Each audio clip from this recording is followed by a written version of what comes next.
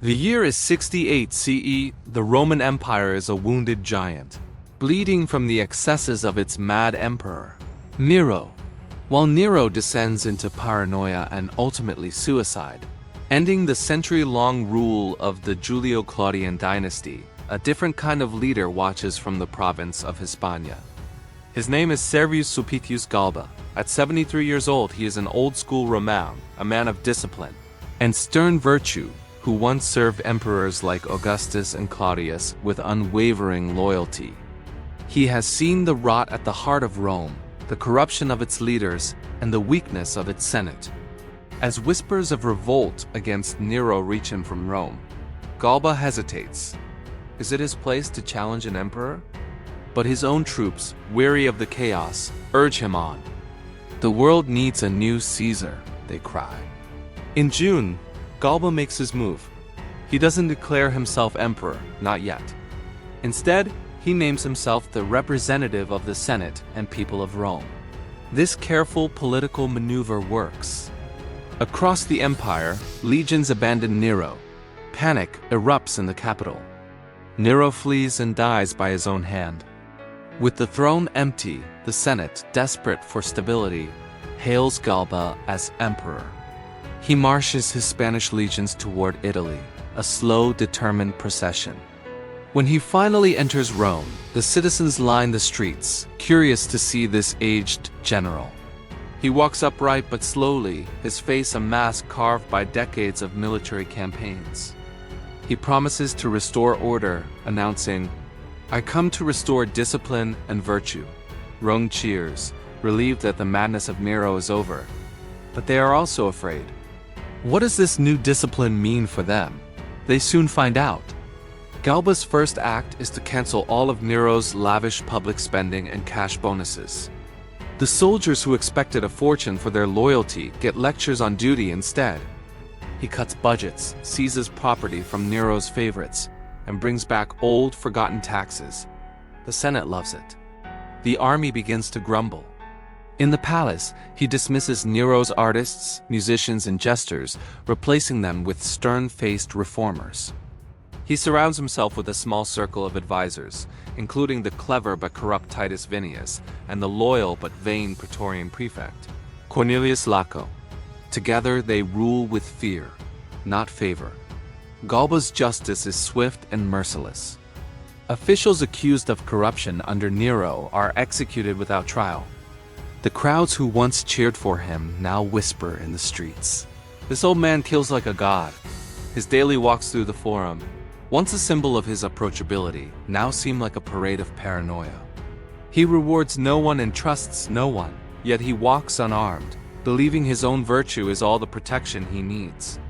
Far to the north, on the German frontier, the legions are growing restless.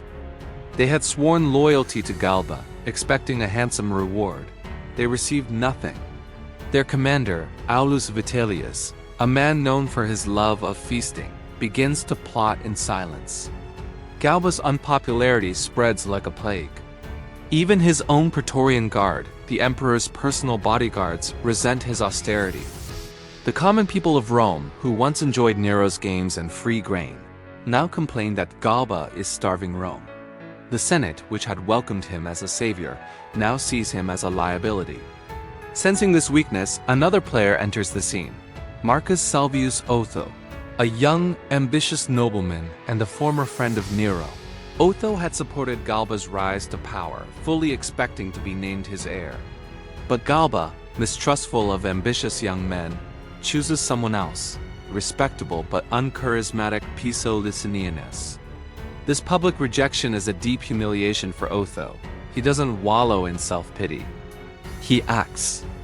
He secretly meets with disgruntled Praetorian officers, promising them the gold and glory Galba has denied them. They listen eagerly. An old man's virtue can't fill their empty purses. By January of 69 CE, just 7 months after Nero's death, Rome is simmering with conspiracies. As Galba prays at the Temple of Jupiter on the Capitoline Hill, he is completely unaware that his own guards are plotting his downfall. On the morning of January 15th, the aged emperor is carried through the streets in his litter, heading to the Forum for another day of administrative duties. The crowds gather to watch him pass, but this is no ordinary day.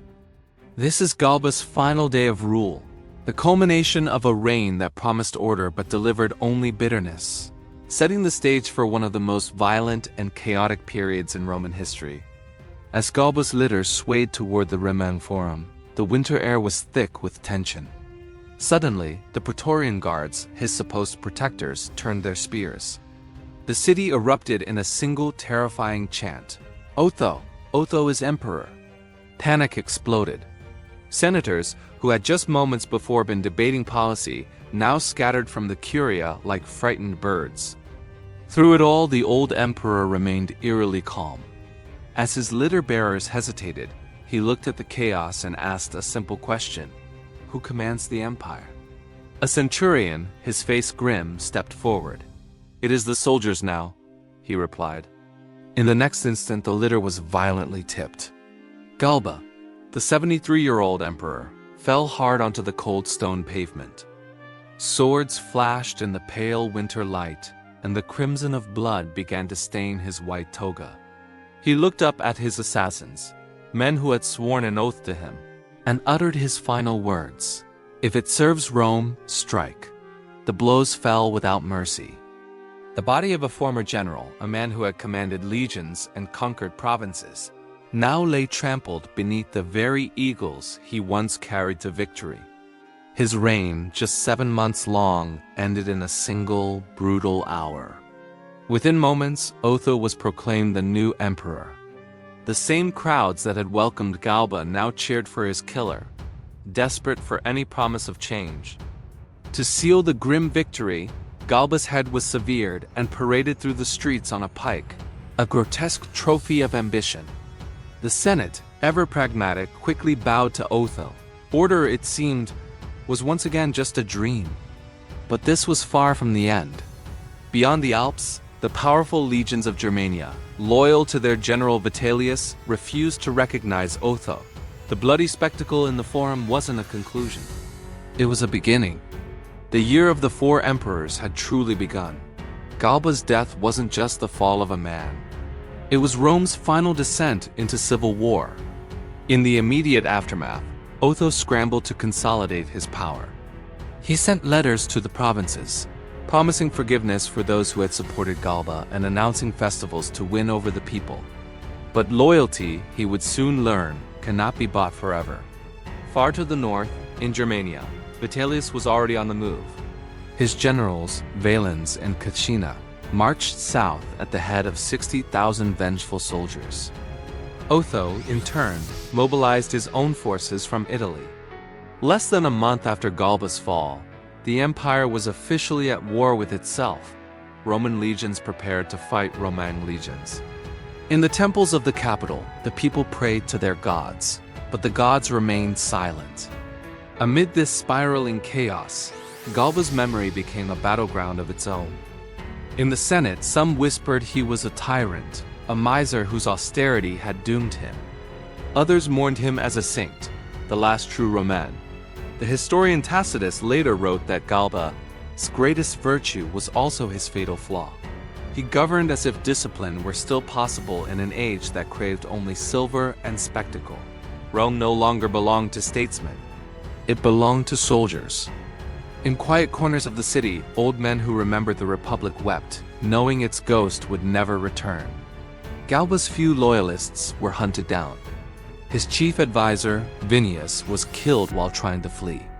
Pisa, his adopted heir and the symbol of a lost order, died bravely beside him. Rome, as it always does, moved on to its next master, forgetting its last within days. But a piece of Galba's legacy remained, etched on a fallen statue. Let the soldier earn, not buy, his emperor. Later poets would call him the last Roman of old virtue. Tacitus delivered the most famous verdict. Everyone would have praised him if he had never ruled. His 7-month reign became a stark lesson for all future rulers. Reform without reward invites ruin. From Spain to the Rhine, his name became a warning. The ashes of his brief era fertilized the soil for Rome's next wars. Soon Otho would die, then Vitellius, before Vespasian finally brought stability. But the spark that ignited it all was Galba's simple, uncompromising call for discipline. Even in his catastrophic failure, he proved that virtue still had a voice, however brief and easily crushed by steel. For a fleeting moment, Rome was forced to look in the mirror and remember the ancient values it had abandoned. The general who had outlived emperors could not outlive the corruption he sought to fight. In 7 short months, he offered Rome the hard truth, and in return, Rome gave him death. So ended the first of the 4 emperors, a man who believed in principle more than power. The empire marched on, but his shadow still walks the forum, a whisper on the wind. Discipline dies last. Thank you for watching. Don't forget to like and subscribe for more tales from the heart of history.